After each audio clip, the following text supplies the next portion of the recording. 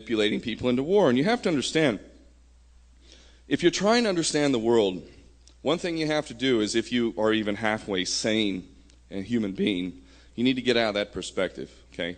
Just remove yourself from any kind of sanity or humanity. Like, get out of that space. The space you need to get into is the space of a psychopath and a sociopath.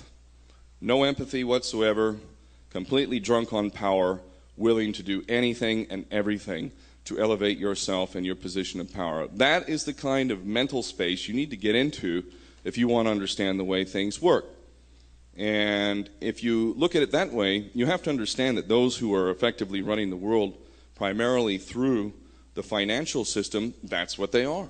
They're psychopaths, sociopaths. Many of them are pedophiles, if not all of them. And many of them are involved in things as nasty and sadistic and untouchable as things like fucking little boys and little girls before they sacrifice them. These are things that are happening. And the evidence to support this kind of stuff is overwhelming. And if you really want to go into a rabbit hole, go ahead and start exploring that stuff. Because I tell you what, it's there. And this is the kind of thing that these people do, if they're even people, for that matter. I really don't even know. I mean, if they actually are human beings, they've lost all their humanity. So in that sense, they're not people. They are not human beings. These individuals do not give a shit, and they will do anything. And what they're experiencing right now is very troubling.